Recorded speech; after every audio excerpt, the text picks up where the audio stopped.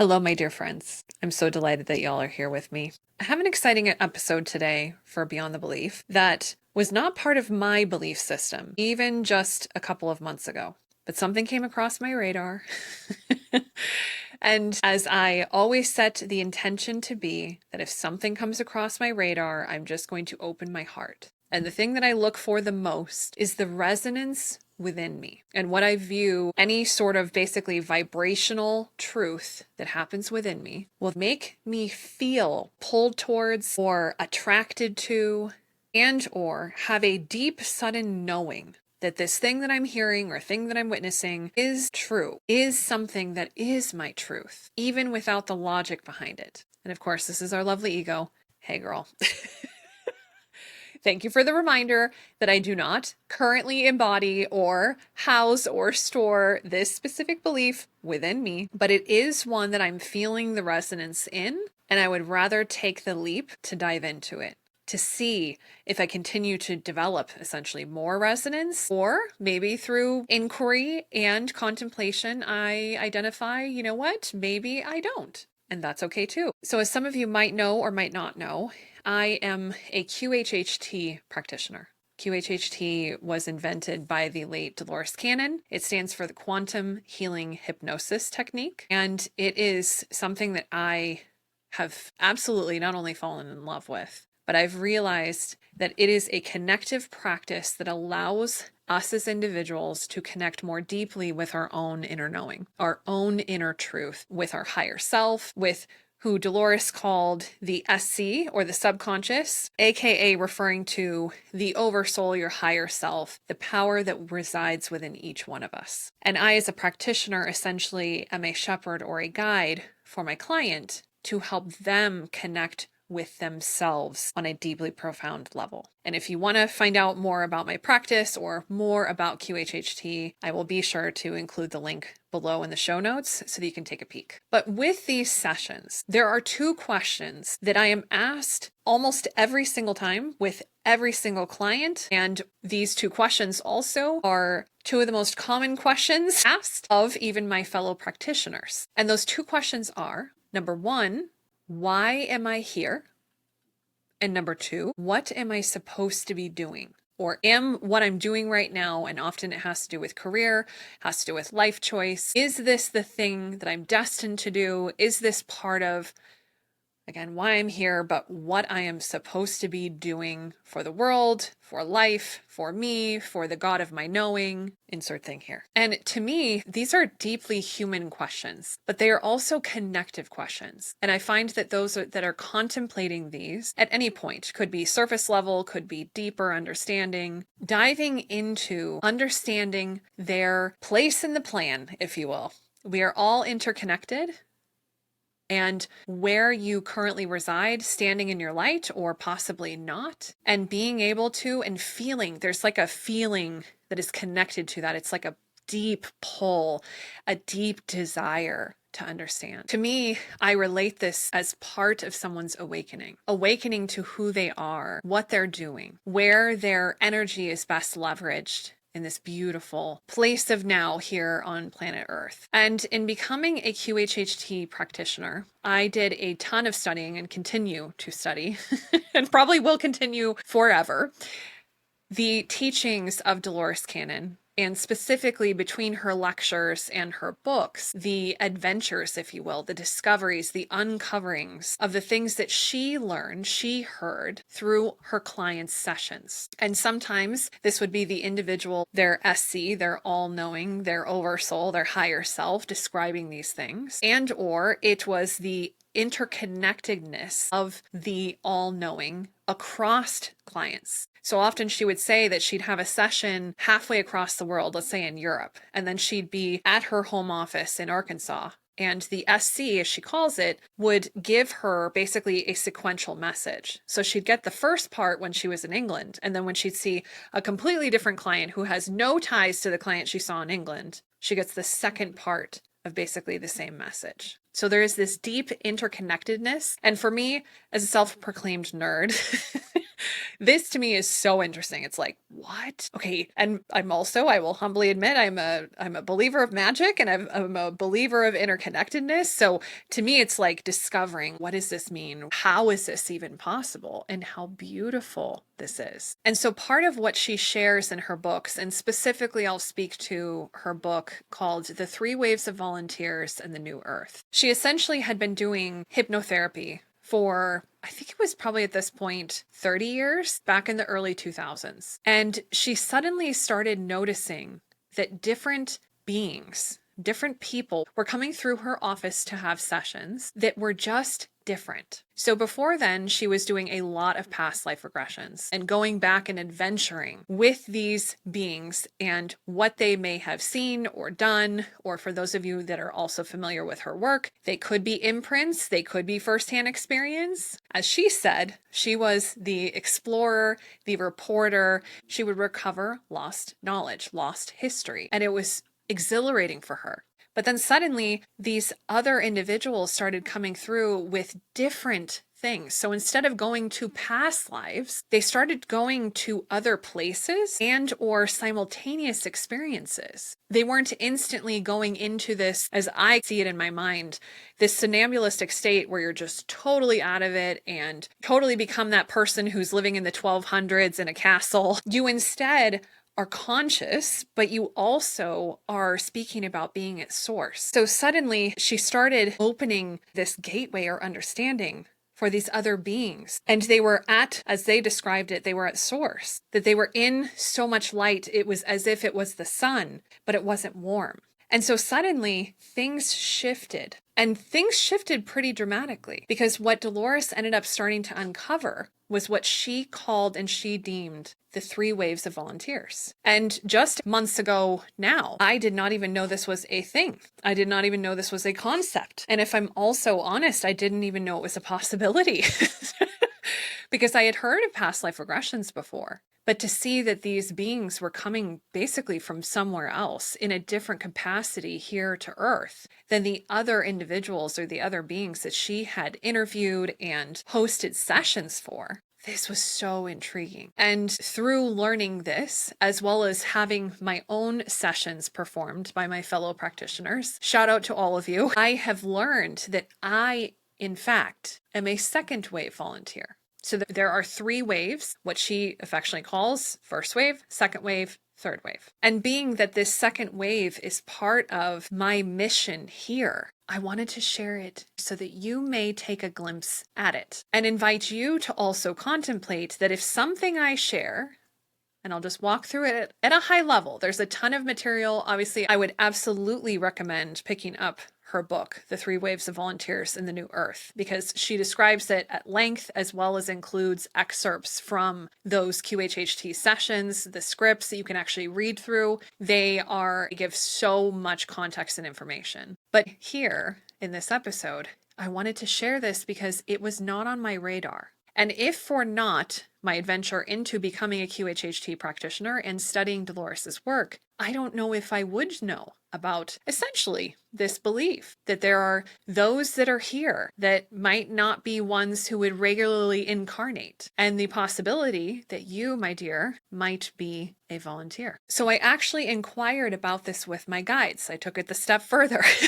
So not only taking it from Dolores's perspective, but what did my guides have to share about this? And this blew my mind. They shared that there are essentially two different paths of beings that currently are incarnated here on Earth. The first, this is what they said. For some on Earth, they are not on a mission. They are here to experience. They have been on what you refer to as the karmic wheel, and they don't know how to get off of it. So essentially, they defined one path as those that are here to experience, and that they have incarnated probably multiple times, if not hundreds plus times, even if I look at Dolores's work and what she had uncovered and discovered. So those that are basically on a path of experiencing. And then number two, the other path is the path of a volunteer. And this is what they shared about the volunteers. For others on Earth, they are here on a mission. They are what you refer to as the volunteers. As volunteers, they may be here to activate energy, anchor energy, illuminating the light of the earth. These beings are helping, empowering, expanding all beings on earth, helping each one remember who they are, and essentially empowering the ascension of earth. My goodness. So even my guides then confirmed, and I will be very honest, when I channeled this and I connected with my guides, knowing that they too understand this concept and are speaking obviously in this language to help me understand, I was taken aback. I was truly like, wow, this could be really real. So what they shared was this: are you a volunteer here to help Earth ascend? Are you here to help yourself ascend? So whether you're on a mission to help Earth ascend, or you are here to experience your own ascension, these are the two pathways of all beings currently incarnated on Earth. And of course, through my further reflection and in setting my intention as I channeled, they also shared this, because this was part of my curiosity in me leading a QHHT session and as a practitioner. Would I be able to detect or uncover or quickly discover if someone was either here to experience or here on a mission? Here's what they said. It is not clear by the surface. It is not clear by even key indicators what the difference is. It will almost appear identical. So for you listening to this message, this is something that Dolores also echoed, and that she even had inquired with the SC of understanding, hey, for example, there are imprints, and I will get into that into another episode, but there are imprints of experiences that are imprinted upon your soul. If you have not incarnated here on Earth, at least recently, you leverage these imprints as experience. And these imprints are real lived experiences that essentially live in the Akashic records, and you imprint it on your soul so that you can leverage that experience. So you do not walk into this experience without that experience, because it can be a really rough ride. And essentially, Dolores was able to confirm that even if someone has an imprint versus an actual experience, you cannot tell the difference. So there is a lot of discovery.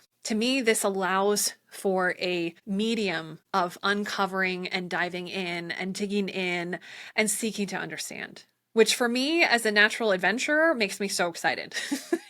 I am that person in Minecraft that likes to just run around to see what I can discover, because for me, uncovering those things and seeing the interconnectedness of them is so fulfilling. So this, my friends, is an invitation to ponder, to consider, might you be a volunteer? So I'll provide to you just briefly, again, just surface level to introduce you to this in case this is something new and or you would like to share even with a friend of, hey, have you heard of these? Might you be maybe one of these 3 waves of volunteers? Because as you will see as I walk through this brief history, the activation of these volunteers is what empowers Earth to ascend, what empowers Earth to go from what is referred to as the old Earth to the new Earth. So myself as a second waver, I am here to anchor energy, to help with that ascension. And the more that there is activation, the more ascension and more light that can be brought in. So allow me to share just a little bit of history. This journey with the volunteers started after the atomic bomb was dropped in 1945. And the protectors and the watchers of Earth, as Dolores describes, are the ETs essentially that helped create the Earth, and all of those that are assigned to care, the concern, and the caretaking of the Earth. They saw that humanity was essentially on a collision course with disaster, and that with this technology of basically atomic energy, we could destroy the planet. And Dolores said in a couple different lectures, as well as in a couple of her books, we were not supposed to have atomic power at that time yet. Yet we did, and then we were using it basically for not good. And so there is a directive, as Dolores used to affectionately say, it is the Star Trek directive that you cannot interfere with a civilization, experiment with a community, if you will. And because of this prime directive, it prevented the caretakers of the Earth from coming in from the outside to essentially stop this or stop us, come in and tell us, hey, you should not use the atomic power in that way. You know, what are you doing? You could blow up the entire planet. And Dolores used to say that in blowing up the planet, it would not only just affect those of us that are on Earth, that supposedly there are beings that live in the different layers of the Earth, obviously in different dimensions on the Earth, in the Earth. And then the reverberations of our planet basically exploding would also cause damage and essentially death, ending or basically interference with many, many other beings and civilizations in the galaxy, in the universe. And so Dolores told the story that they essentially created a brilliant plan.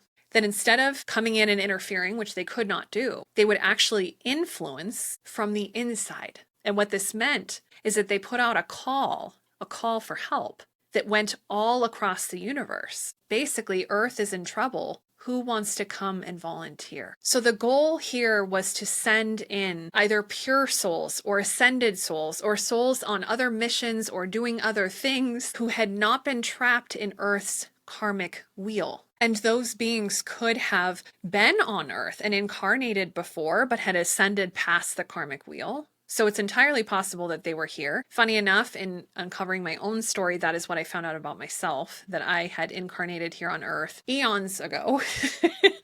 So these pure ascended souls come here to volunteer, and their mission would be to incarnate and to simply be, to raise the planet's frequency and vibration from within. And this would ultimately help humanity and the planet, the Earth herself, who is a being, by the way, my guides have also confirmed this to me, to help her vibrational ascension to what is referred to as the new Earth. What I kind of think of this like is basically an awakening of these volunteers who have come here from other places and now are here to do certain things, which I'll run through here in just a moment, to help with Earth's ascension and the awakening of those beings who are here to experience. We talked about earlier, you're either here to experience or here on a mission. So the volunteers are here on a mission, but those that are here to experience, they can finally be set free and finally ascend past, upward, and onward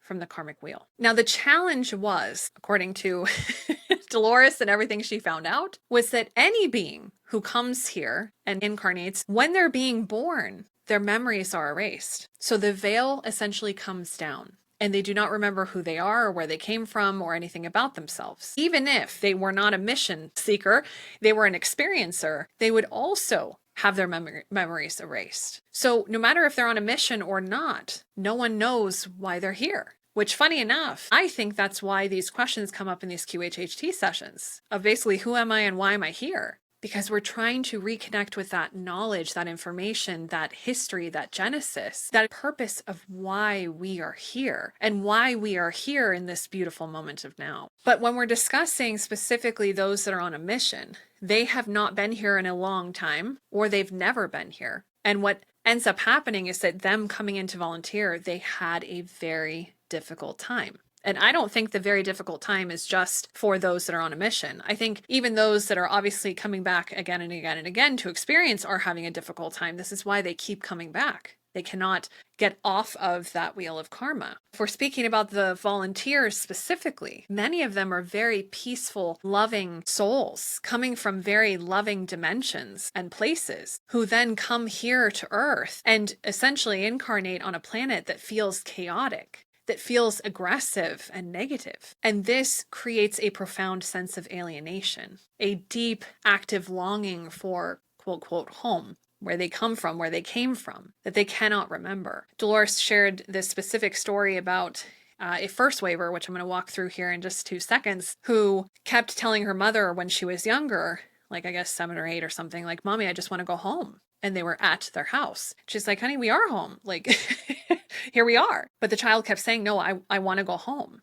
I don't know where home is, but I know it's not here. And so that quite possibly some of these longings were actually part of this specific being's journey in being a first waver. So as a just quick high level overview of the 3 waves and the challenge for each or what they're here for each, I just want to touch on them just gently. Because again, I am sharing this to echo these things that I have understood that have now become part of my belief system, but also have become part of the discovery of who I am.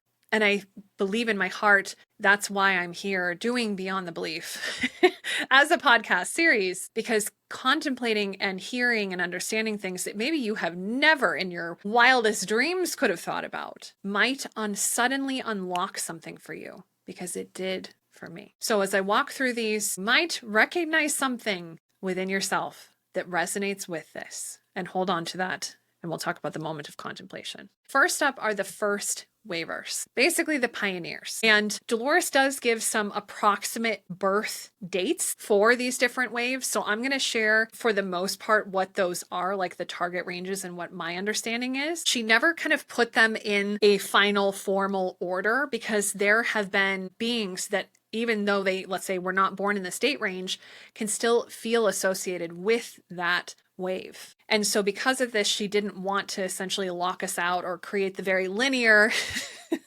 thank you, conscious mind ego, who's like, no, you're not in that range, so you cannot be. But this is just an approximation to give you kind of a general target area, but the resonance should be more about the description than the approximation.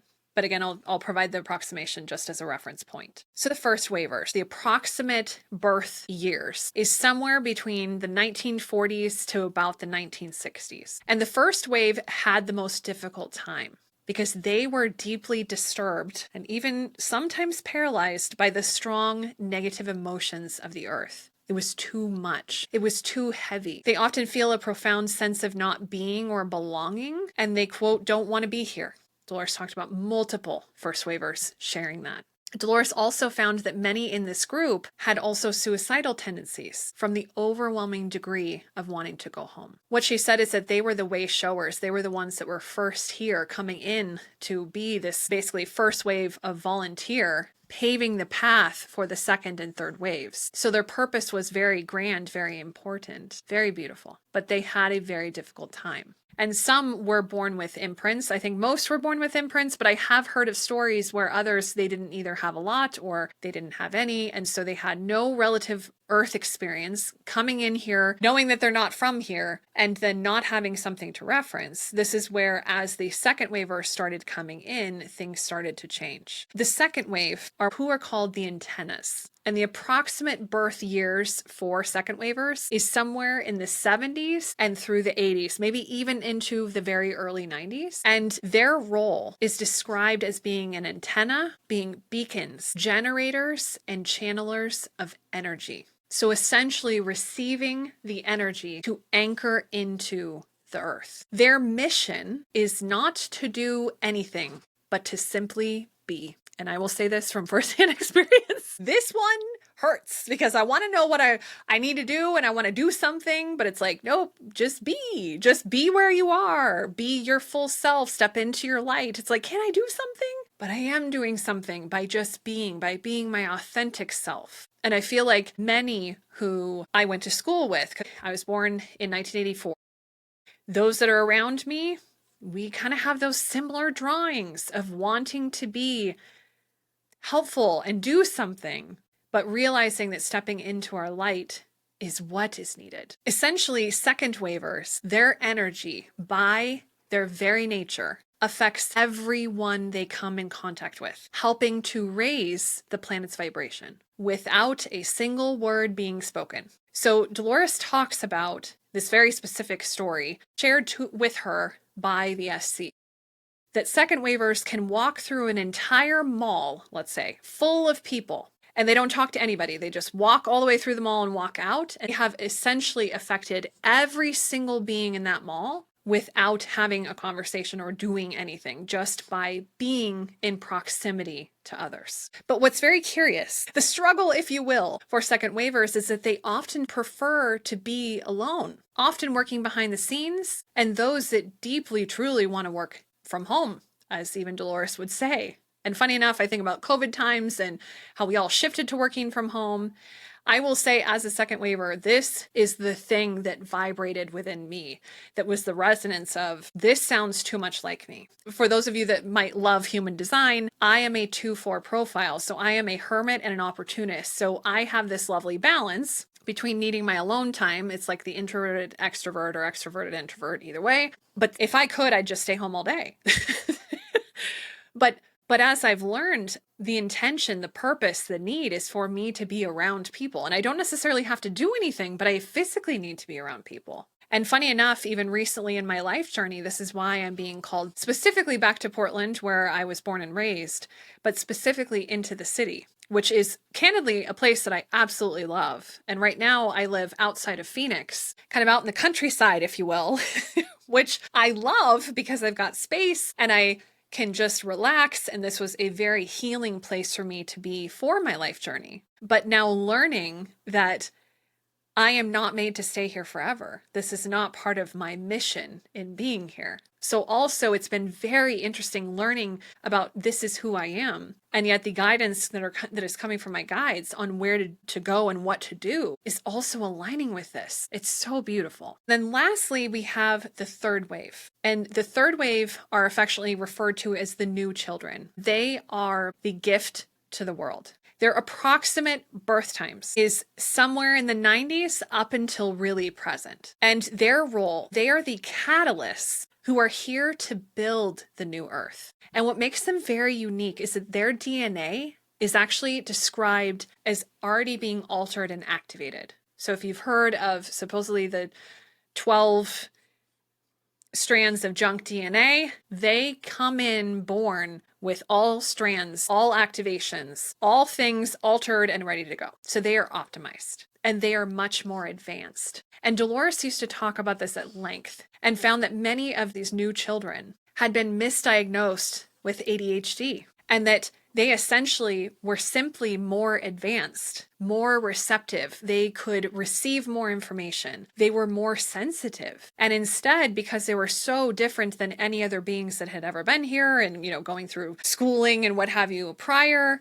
that something was wrong. And so they needed to be medicated. And then they ended up being misdiagnosed and then mismedicated. And she was very vocal about this because in taking the medication, it then dulls those senses, those super senses. And the challenges of keeping them interested or following the rules, because a lot of them were so brilliant, as she described, they didn't have to do the math the longhand way. They just knew the answer. And the teachers were like, what is happening? Like, how do you know how to do this? Like, I didn't know how to do this when I was doing this. But they do. And they are the gift to the world. She used to also talk through that some of the third wave, the new children, would already have been graduating college in their teenage years. And they were already starting businesses that were helping the world and changing the world. So they are truly the gift to Earth and her ascension. As I was channeling to better understand from my guides, share with me about these volunteers. Is this legit?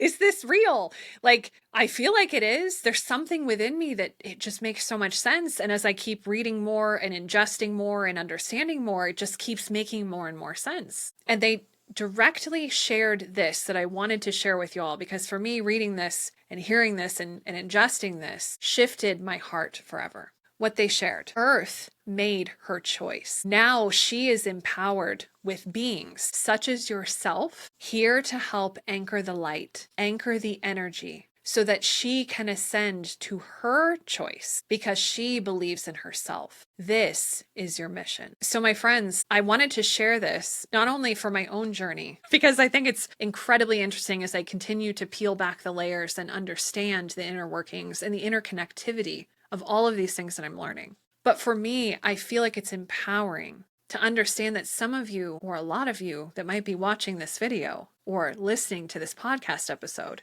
that you may be part of the activation. That in remembering your own purpose, discovering your own purpose, allow this to be an invitation. So the contemplation message for this episode is that this is a loving invitation for you to discover more about your truth. Regardless if this becomes part of your belief system or not, that you are a volunteer or that you're here to experience, either way, Allow this to be an opportunity for you to seek to understand what your mission, what your purpose, what your goal, what your intention was in being here. Imagine for just one moment that your energy is supposed to be shared, that you and your deepest longing and calling from within is speaking to this. Quite possibly, you may be a volunteer, or this is a deeper calling to finally step up and out of the karmic wheel. There are things happening right now as far as Earth's ascension that we all can ascend to a higher vibrational level should we choose. Your light is not only critical for your own life journey, but the journey of others' lives too. This means that part of you activating yourself, you also empower and activate others. You may be here to support the earth. And as you think about that or contemplate that, see if there is a deeper resonance within you. See if by chance what I'm sharing vibrates within you. As I affectionately say, this is the truth resonating within you. And even if it feels unnerving or kind of odd or even weird, like, why does this feel true, but I have no idea, but it sounds so crazy and illogical? All I would ask is that you open your heart to contemplate and see if you might be able to invite in the energy, seek to understand how this may be interconnected with you and your purpose and why you're here and your journey. If you are here to just experience, this is the time to shed the karma and step into your fullest light. If you are here on a mission, know that you are not alone and that there are many, many here. This is why Dolores used to share that the population of Earth grew so dramatically, because it was the influx of volunteers. Regardless of your purpose, I invite you to dive in, to discover and uncover, as you, my friend, could help empower and expand all beings, helping them remember who they are. And if there is something here that felt like the truth to you, may this ever expand and ever be a path of joy, adventure, and discovery. And if you are interested in having a QHHT session to explore these things, which is not necessary, you can discover it through your own meditative and communal practice with your guides or with the God of your knowing. But if you are interested in a QHHT session in your local area, I will be sure to include the link in the show notes for you to search for a practitioner that resonates with you wherever you may be on this beautiful planet. This is a very exciting time to be here. And I, my friends, am delighted, honored to be here alongside you.